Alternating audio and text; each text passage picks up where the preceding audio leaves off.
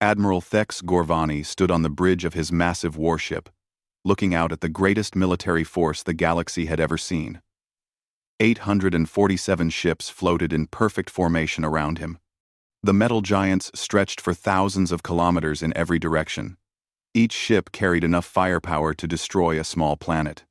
The three great races of the hegemony had come together for this mission. Gorvani's own people, the Krathen, brought their strongest battlecruisers. Their gray hulls gleamed with weapon ports and armor plating. The Krathen lived for war and conquest. They had ruled through strength for 1,000 years.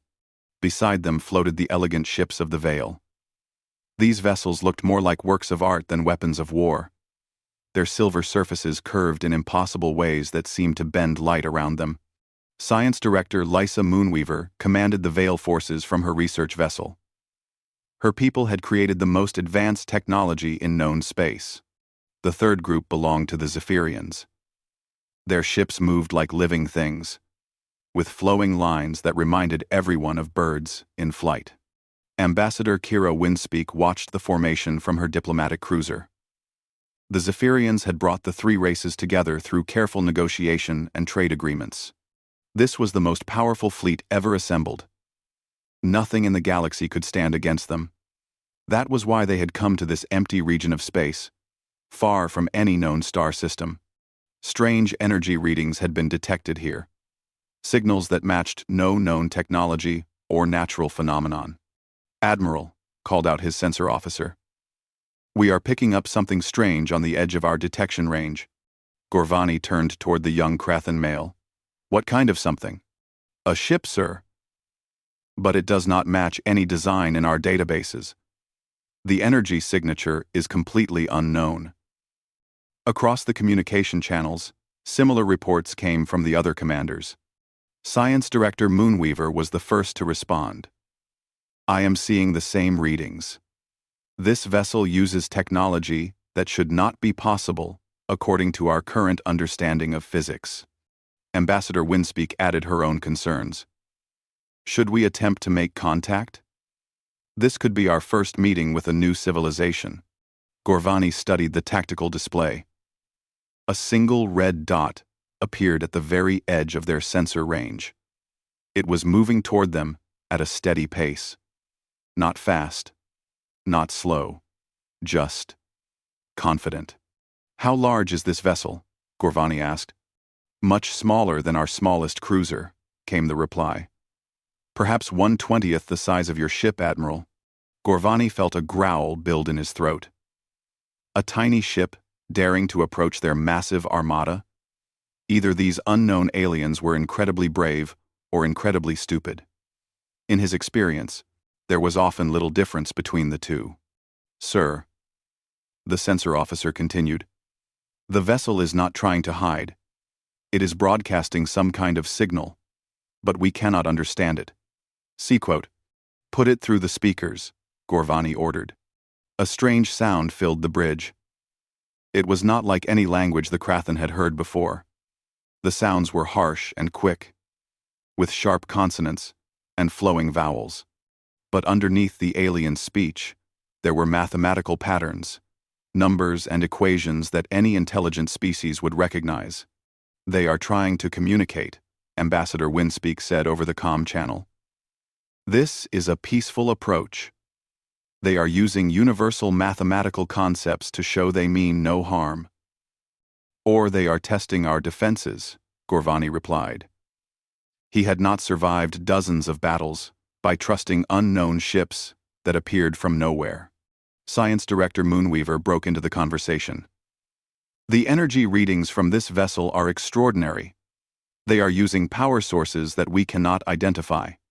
The efficiency rates are beyond anything we have achieved." Gorvani watched as the small ship continued its approach. It showed no fear of their overwhelming numbers, no hesitation at facing the most powerful military force in the galaxy. That bothered him more than he wanted to admit. "Admiral," his tactical officer called out, "the unknown vessel is maintaining a direct course toward the center of our formation. At current speed, it will reach us in 30 minutes. Have all ships charge their weapons, But do not target the vessel, Gorvani commanded.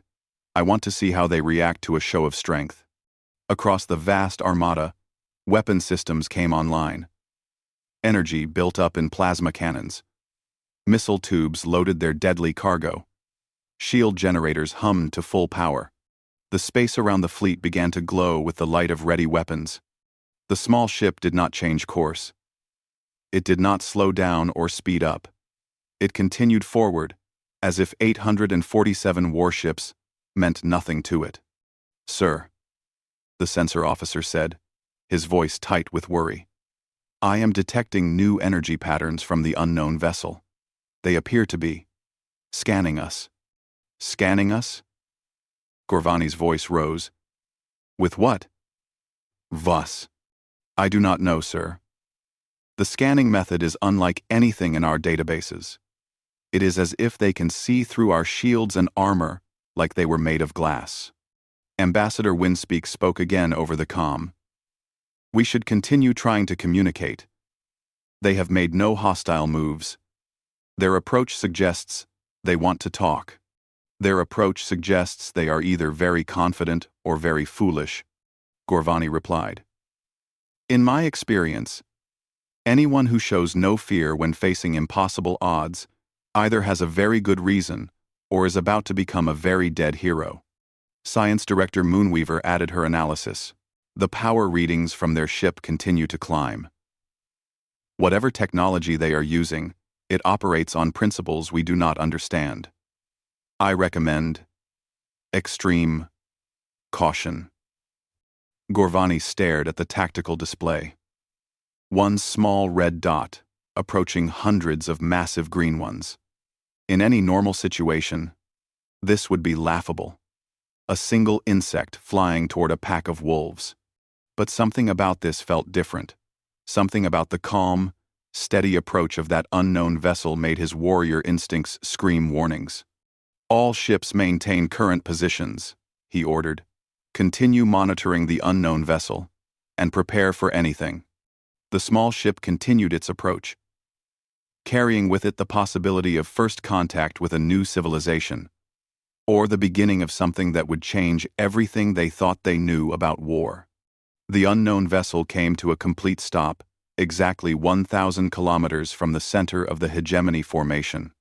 Admiral Gorvani watched as it hung there in space, seemingly unafraid of the massive weapons pointed in its direction. Admiral, his communication officer announced, we are receiving a clear signal from the unknown vessel. The universal translator is beginning to work on their language. Put it through, Gorvani ordered.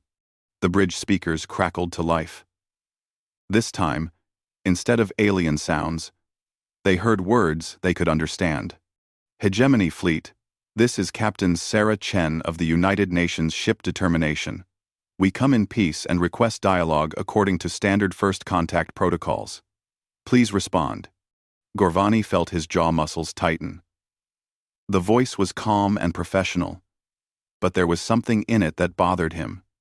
This Captain Chen spoke as if she had every right to be here, as if facing 800 warships was a normal part of her day.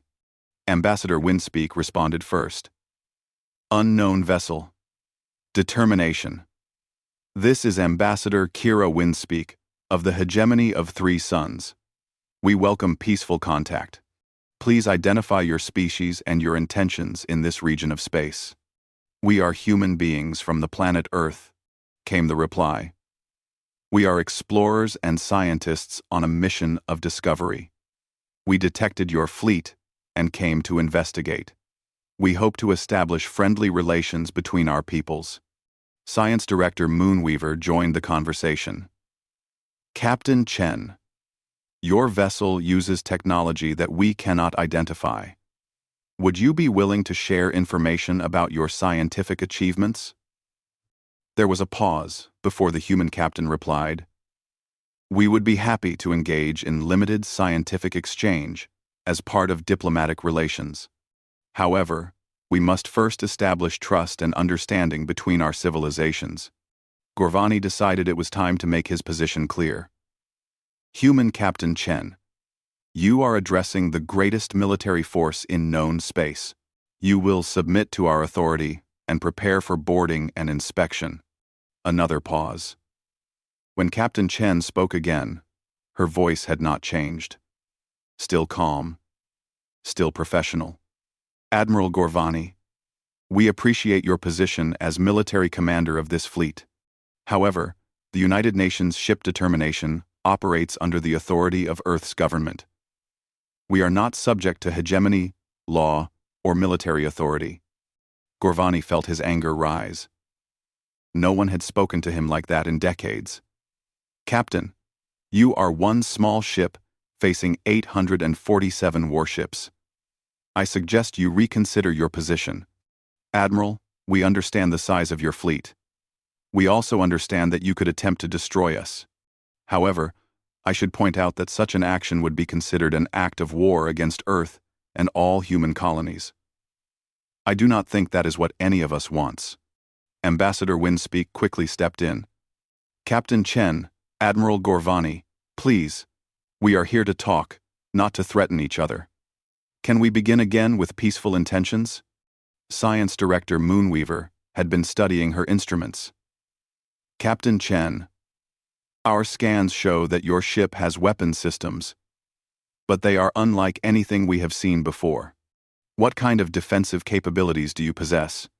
Dr. Moonweaver, our ship carries standard defensive systems appropriate for exploration in unknown space.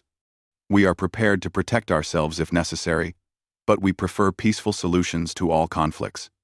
Gorvani studied the tactical display. His officers were giving him concerned looks and hand signals. Captain, what do you mean by standard defensive systems? Admiral, every human ship is equipped to defend itself against hostile forces. We have learned from our history that peace must sometimes be protected by strength. And what kind of strength does your small ship possess? Gorvani asked. Before Captain Chen could answer, one of his nervous gunners fired a low-power plasma blast toward the human ship. It was meant as a warning shot, fired to the side of the vessel. The kind of intimidation tactic that worked on most species. The plasma blast never reached its target. Instead, it hit some kind of invisible barrier and simply disappeared. Not reflected, not absorbed, just gone. Admiral Gorvani. Captain Chen's voice remained calm. Was that weapon's fire directed at our vessel? Gorvani felt his throat go dry. It was a warning shot, Captain. A demonstration of our capabilities. I see.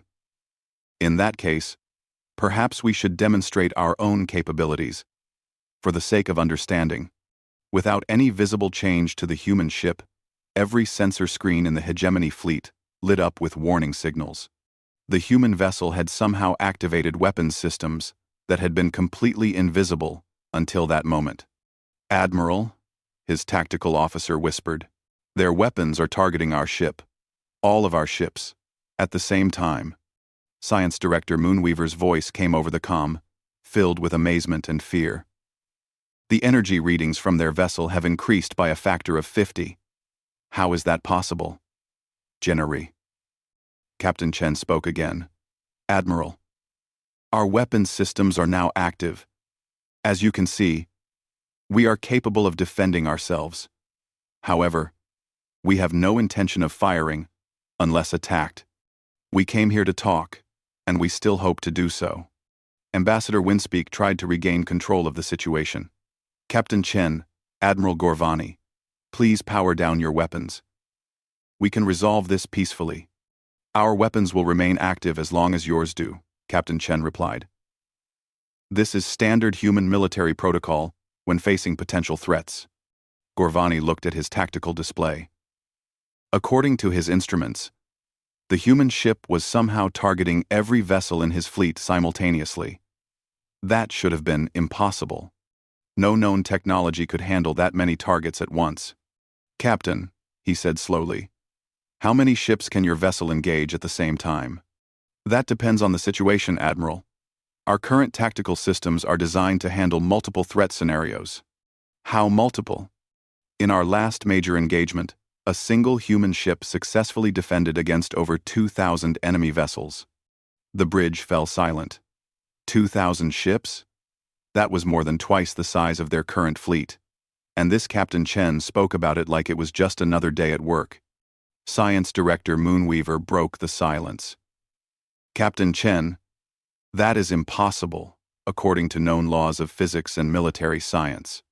Dr. Moonweaver, human technology has developed along different paths than yours. We have had to become very good at fighting against overwhelming odds. Our history has taught us that the universe can be a dangerous place. Admiral Gorvani felt something he had not experienced in many years. Fear. Not fear of death in battle, but fear of the unknown. Fear of facing an enemy whose capabilities he could not understand or predict. Captain Chen, Ambassador Winspeak said carefully, perhaps we should arrange a more formal meeting to discuss our mutual interests. We would welcome such a meeting, Ambassador. That is why we came here. Gorvani stared at the small ship on his display. One vessel that claimed it could fight thousands. A crew that spoke of peace, but prepared for war. And technology that made no sense according to everything he knew about the universe. Very well, he said finally. We will talk. Admiral Gorvani decided that talking was not enough. He needed to understand what kind of enemy he was facing. The human ship had made claims that seemed impossible. Now, he would test those claims. All ships, he commanded over the fleet communication system, assume intimidation formation around the human vessel, close to minimum safe distance. 200 of his largest warships began moving toward the human ship. They formed a perfect sphere around it, their weapon ports glowing with ready energy.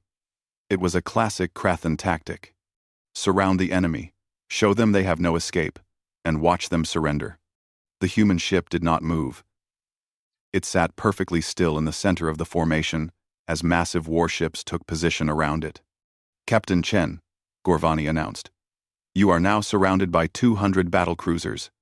Each one is 50 times larger than your vessel. I suggest you reconsider your position. Captain Chen's reply came without any sign of worry. Admiral Gorvani, we see your ships. We are not impressed by large numbers or big ships. Size does not determine the outcome of battles. Science Director Moonweaver was studying her instruments from her research vessel. Admiral, the human ship is doing something to our sensors. I am getting readings that make no sense. Why? I am Nescouter. What kind of readings? Gorvani asked. Their ship appears to be multiplying. My instruments show 1 ship, then 5, then 20. But that is impossible. Captain Chen spoke again. Admiral, would you like to see a demonstration of human defensive capabilities? We can show you without causing any harm to your vessels. Gorvani felt his warrior pride burning. Show us what you can do, human. Very well. We are launching a single defensive drone for a training exercise. Please observe. A small object separated from the human ship. It was tiny, no bigger than a fighter craft. Gorvani watched as it began to move between his warships. All ships, he ordered, track the human drone but do not fire. I want to see what it can do. What happened next shook him to his core.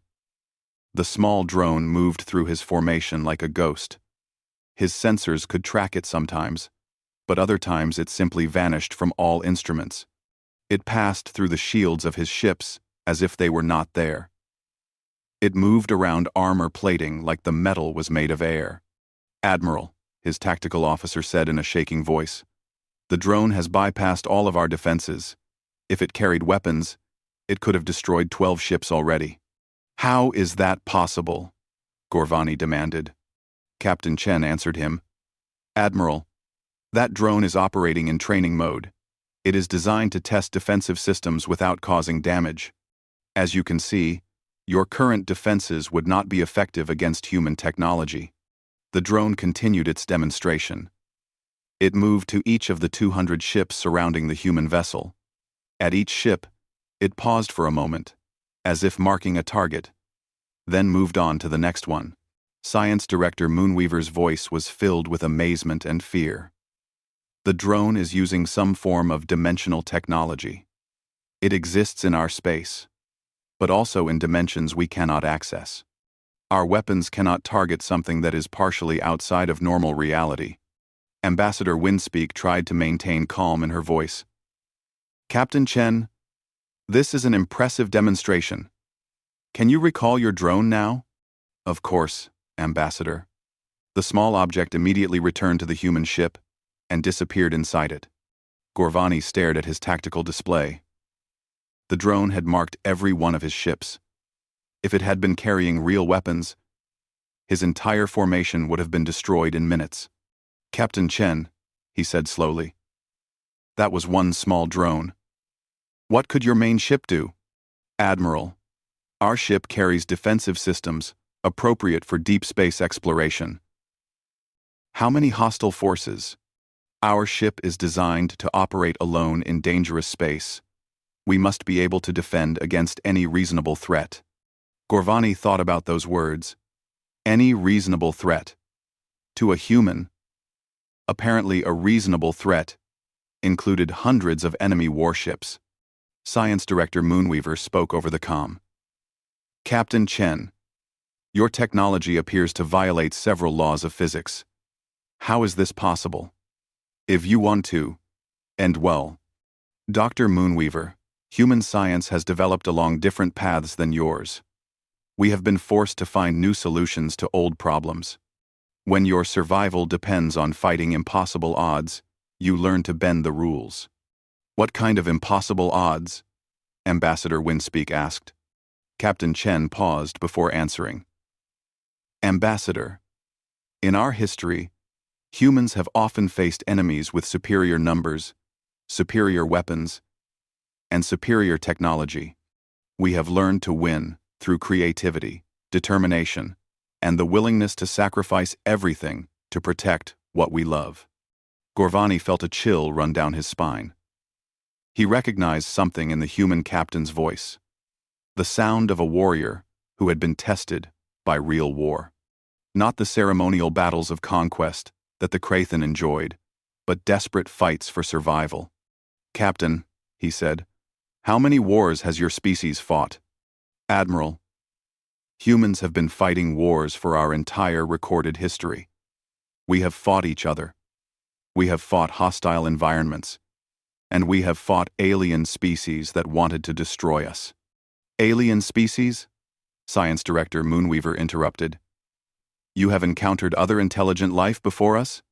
Yes, Dr. Moonweaver. Not all of those encounters were peaceful. Some species saw humans as a threat to be eliminated.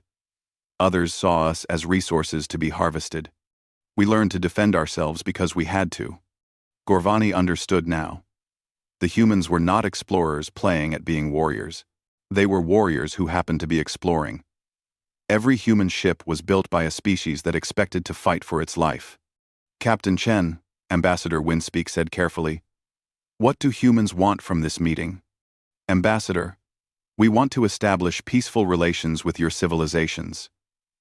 We prefer to make friends rather than enemies. But we will not surrender our independence or submit to foreign authority. And if we cannot reach an agreement?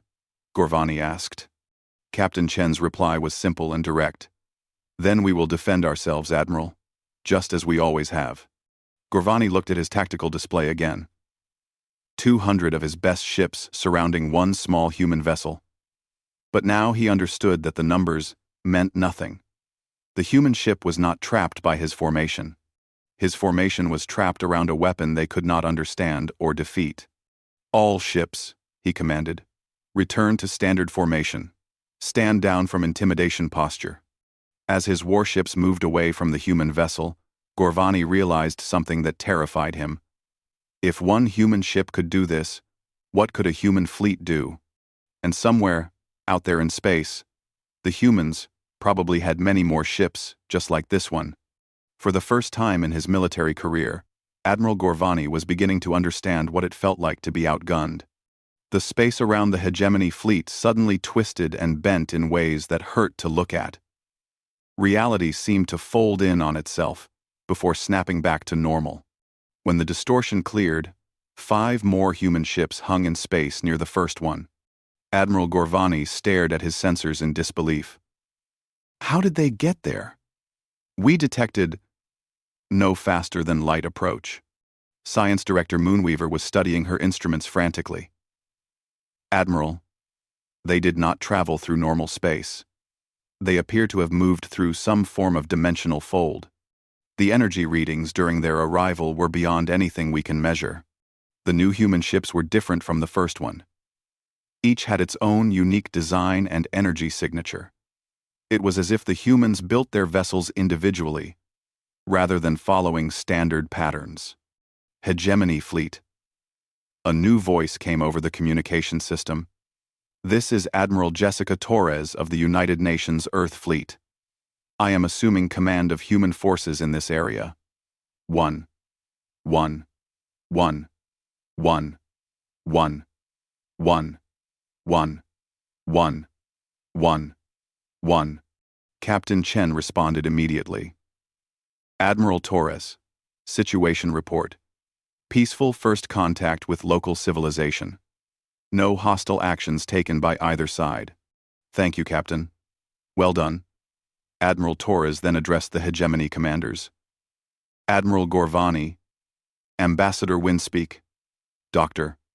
Moonweaver, I bring greetings from Earth and formal diplomatic credentials from the United Nations government. Gorvani found his voice. Admiral Torres, you command only 6 ships.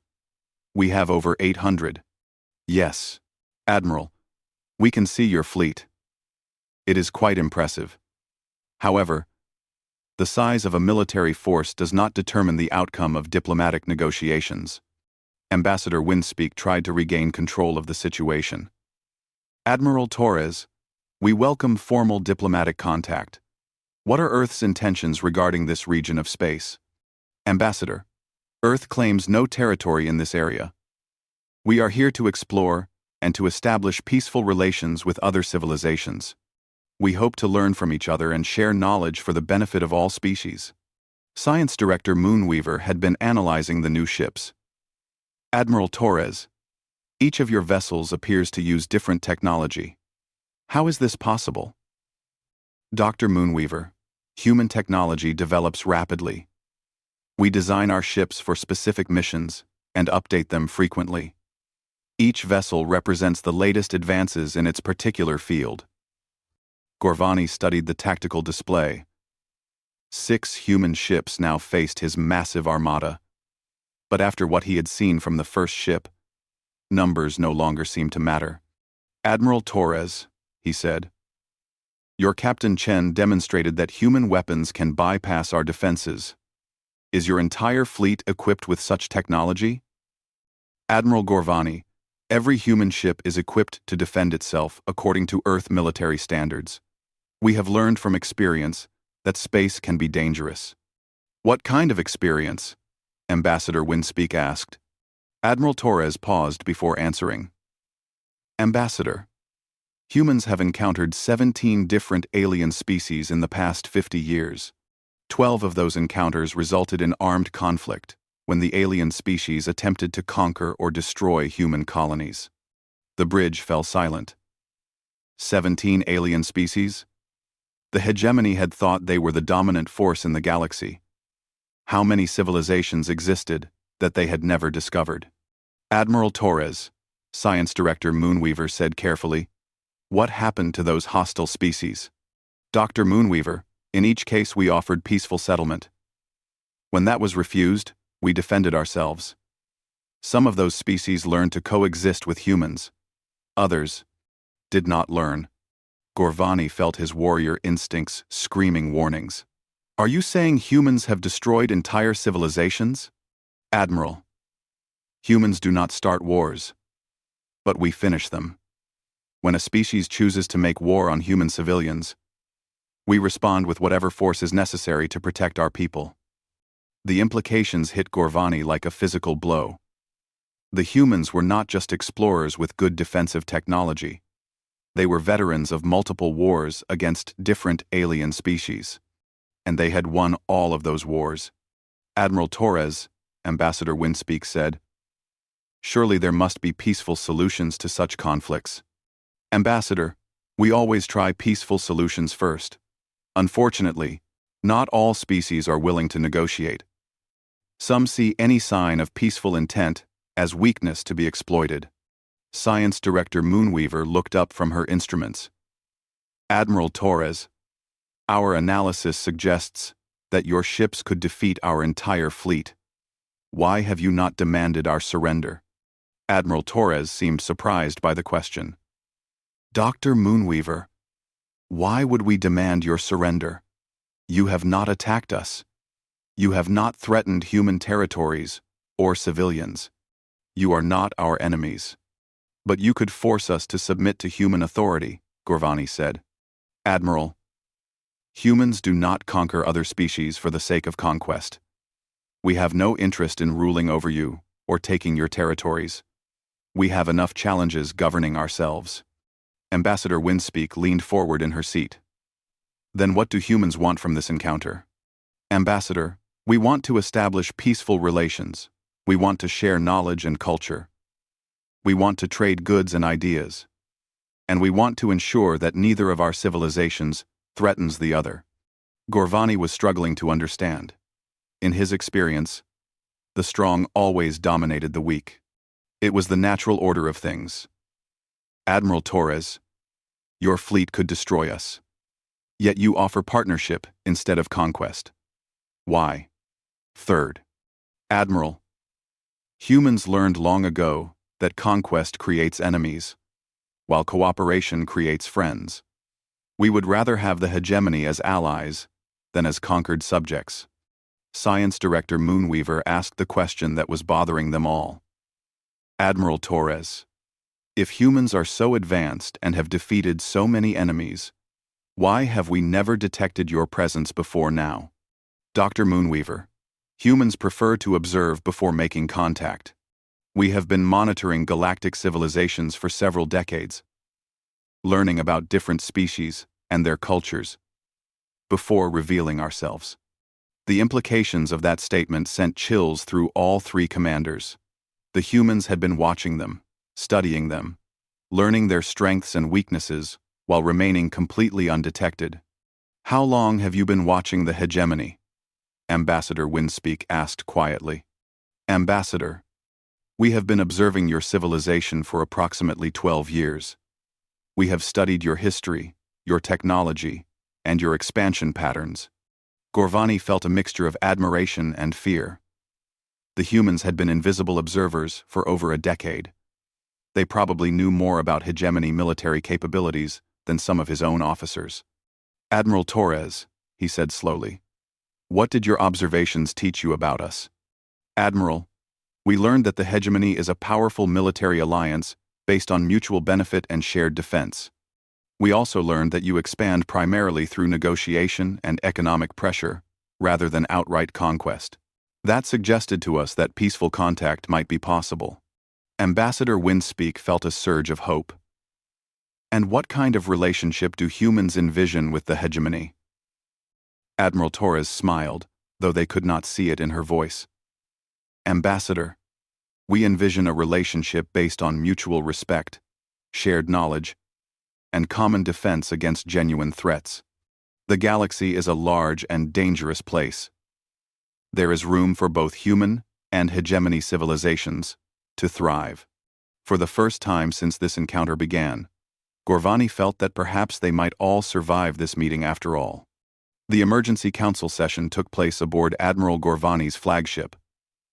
Representatives from all three hegemony species gathered around a circular table while their fleets maintained position around the human vessels. The situation is clear, Admiral Gorvani began. These humans possess technology that makes our weapons useless. They could destroy our entire armada if they chose to do so. Science Director Moonweaver nodded grimly. My analysis confirms this assessment. Human technology operates on principles we do not understand. Their defensive capabilities alone surpass our most advanced research projects. Ambassador Windspeak looked troubled.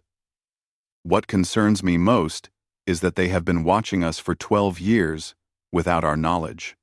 If they can hide their presence so completely, How many other human ships might be observing us right now? That is exactly what we must determine, Gorvani replied. Do we attempt to negotiate with them as equals, or do we acknowledge their superiority and hope for favorable terms? The debate that followed revealed deep divisions within the hegemony leadership.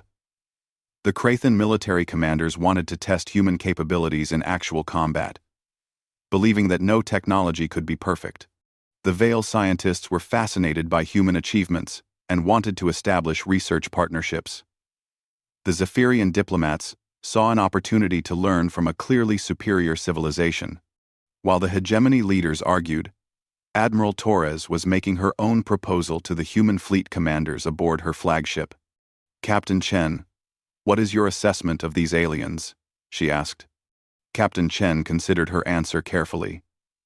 Admiral, they appear to be a genuine alliance of 3 different species. Their military is powerful, but not aggressive. They seem more interested in expansion through diplomacy than conquest through force. That matches our long-term observations, Torres agreed. The question is whether they can accept peaceful coexistence, or if their pride will force them to test our defenses.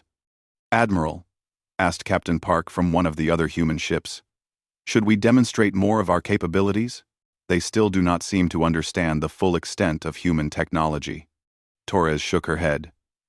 We have shown them enough to establish our position. Too much demonstration might look like threats rather than deterrence. Back aboard the hegemony flagship, the council session was reaching its conclusion. Ambassador Winspeak had convinced the others that direct confrontation would be disastrous for all 3 species. We must accept reality, she argued. These humans could have destroyed us already if that was their intention. The fact that they offer partnership instead suggests they are genuinely interested in peaceful relations. Admiral Gorvani remained skeptical. Or they want us to lower our guard before they attack. Admiral, Science Director Moonweaver interjected. If humans wanted to attack us, why would they need us to lower our guard? Their technology is clearly superior to ours in every measurable way. Before Gorvani could respond, his communication officer announced an incoming message from the human fleet. Hegemony Council. Admiral Torres's voice filled the meeting room. We would like to propose a formal demonstration of mutual capabilities. This would allow both sides to understand each other better and establish the foundation for future relations. Ambassador Winspeak responded quickly. Admiral Torres, what kind of demonstration do you have in mind? Ambassador, we propose a joint military exercise. A simulated battle between our forces that would test tactics and technology without risk of actual casualties. Admiral Gorvani felt his warrior spirit stir. You would risk your ships in actual combat maneuvers? Admiral, human ships are designed for such tests. We frequently conduct war games to maintain readiness and test new systems. Science Director Moonweaver saw the opportunity for unprecedented research. Admiral Torres, would we be able to observe and record the exercise for scientific analysis? Of course, Dr. Moonweaver. The purpose is education and understanding, not secrecy. The joint exercise took place 6 hours later. The hegemony selected 50 of their finest warships to participate, while the humans used all 6 of their vessels. The rules were simple. Use all available technology, but no actual weapons fire. Electronic simulation would determine hits and damage. What followed shattered every assumption the hegemony had about warfare and technology. The human ships moved through space in ways that seemed impossible.